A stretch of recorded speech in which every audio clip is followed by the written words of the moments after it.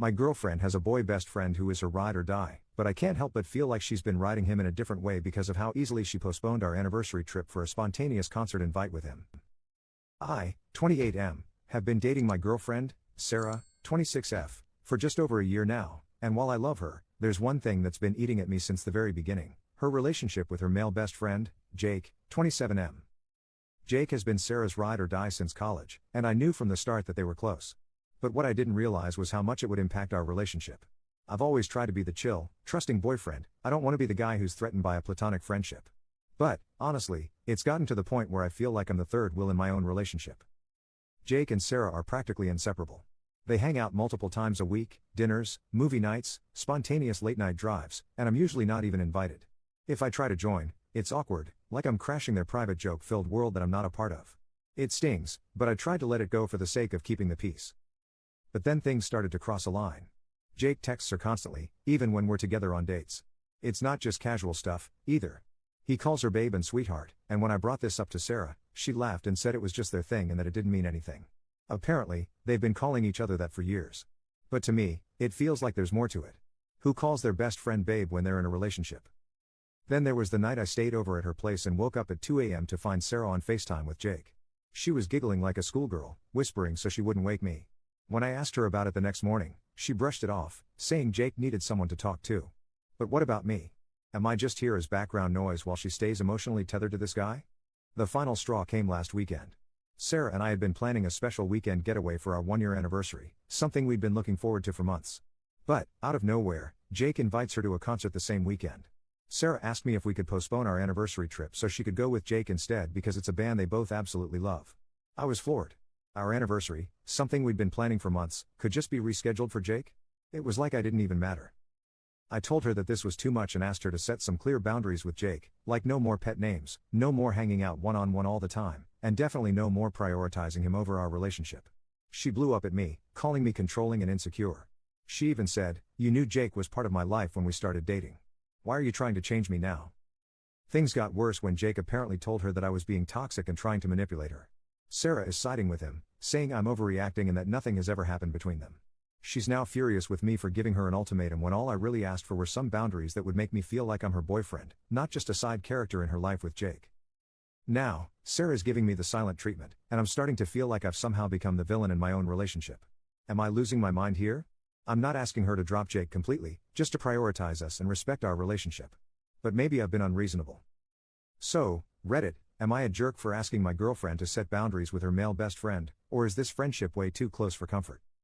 Commenter, do everyone a favor and end this thing now. You will be doing Sarah a favor, she can have Jake. You will be doing Jake a favor, he can have Sarah. Most of all though, you will be doing yourself a huge favor because you can find someone who sees you as her ride or die and someone who is actually loyal to you because, after all, loyalty is the single most important factor in friendship, not being nice or liking the same things. Sarah does not believe she needs to be loyal to you. You know how I know? We can only truly know what we believe, versus what we think we believe, by watching how we act. He actions speak volumes. Commenter 2. Bro, she's in love with Jake, leave her. Hashtag holy fudging airball. Update 1. Hey Reddit, I'm back with an update, and let me just say, it didn't turn out how I expected at all. I first want to thank you all for the amazing support you all have given me. After reading over the comments and talking to some of you guys, I had made up my mind. I was done being second place in my own relationship, and I was ready to walk away. But what happened next surprised me. Saturday night Sarah came over to talk. I was prepared to have the breakup conversation, but before I could get a word in, she told me something unexpected. She had canceled the concert plans with Jake. She said that after our last conversation, she realized how serious I was, and it made her think about everything. She told me she had been selfish, that she had been taking our relationship for granted. She said she'd told Jake she couldn't go to the concert, and instead, she wanted to spend the weekend with me, no distractions, no third wheels, just us. I was honestly shocked. Part of me didn't believe it. For months, I had been asking her to set boundaries with Jake, and suddenly, she was doing it? It felt surreal, like a last-minute effort to save something that was already broken. But she seemed sincere. She apologized, not just for the concert situation, but for all the time she had ignored my feelings, dismissed my concerns, and prioritized Jake over us. She admitted she had been blind to how much it hurt me and said she didn't want to lose me. It was emotional. She was crying, and I could see how much it scared her that I was about to walk away. For the first time in a long time, it felt like she was choosing me. But here's the thing, as much as I appreciated her apology, it didn't magically fix everything. I told her that while canceling the concert was a good step, it didn't erase all the hurt. I still felt like I had been competing with Jake for too long, and trust once broken is hard to rebuild. We ended up spending the weekend together as planned. We didn't go on the big anniversary trip, but we stayed in, cooked together, and had long conversations about everything: our relationship, Jake, the future.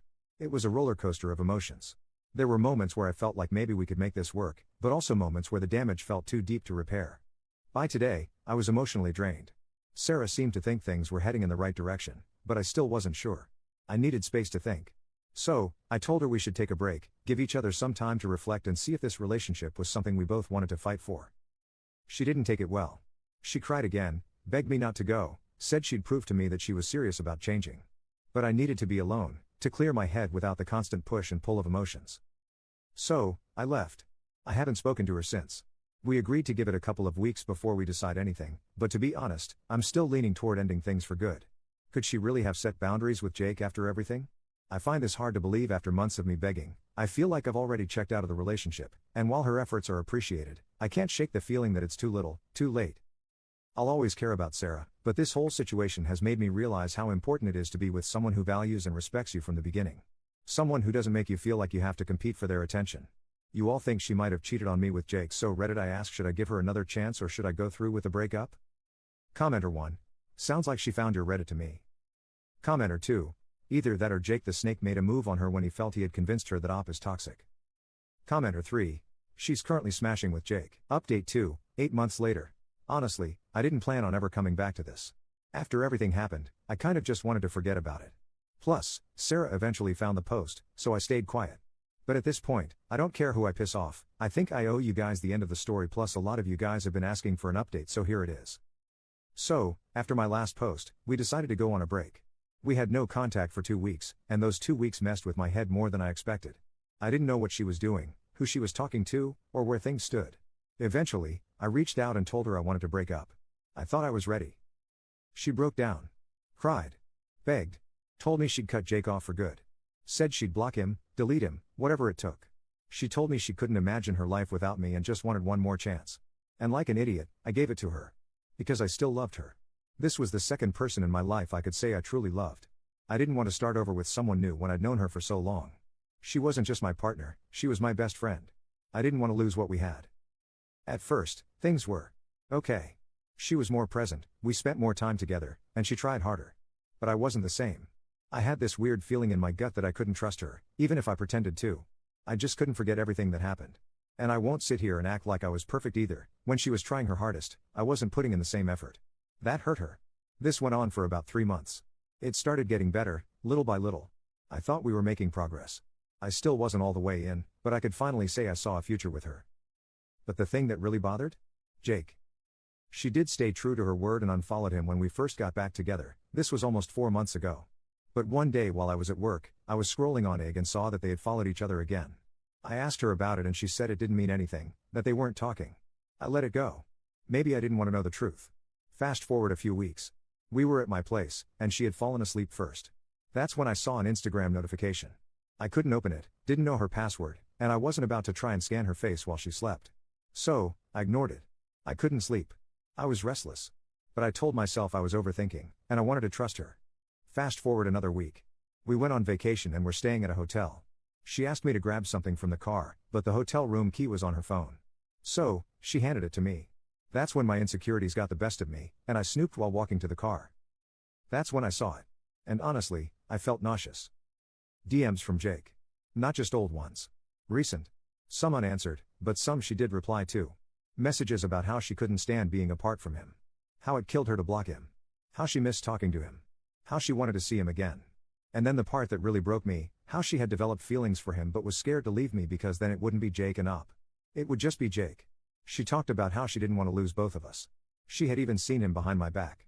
When she said she was going to the gym, she was going to his place. I came back to the room and didn't say anything. I laid in bed, numb. She eventually got up to take a shower, and while she was in there, she texted me asking if I went through her phone. At first, I lied. But then she said when she opened Instagram, it was still on her DMs with Jake, something she didn't leave open. So, I admitted it. I told her I read everything and couldn't believe she lied to me again. Her response? You weren't supposed to see that. I completely lost it. She tried playing the victim card, telling me I broke her trust by going through her phone and that I wasn't supposed to read what she told Jake. Like I was the bad guy in this situation. That was it for me. I didn't ask for explanations. I didn't want to hear any more lies. I shut down completely. I stopped texting her and only spoke when necessary for the rest of the trip. We had driven 6 hours from our hometown to visit some friends, so I couldn't just leave. We acted normal in front of our friends until it was time to go. The 6-hour drive home? Complete silence. I drove most of the way and didn't say a word. When I dropped her off at her place, she tried to talk to me, even tried to kiss me goodbye. I pushed her away and asked her to get out of the car. Later that night, I texted her that I was done. I didn't want to talk anymore. She tried to explain, but at that point, there was nothing left to say. I gave her so many chances and she still chose to lie. Again, I don't know if anything intimate happened between them, and at this point I don't care anymore. What I do know is I spent too long being second in a relationship where I should have been enough. So yeah, I'm single now. It hurts, obviously. But for the first time in a long time, I feel like I can finally breathe again. Thanks to everyone who gave it to me straight in the comments all those months ago, but also to those who told me to give her another chance. It hurt, but I grew and matured from this. Commenter 1. You dodged a bullet.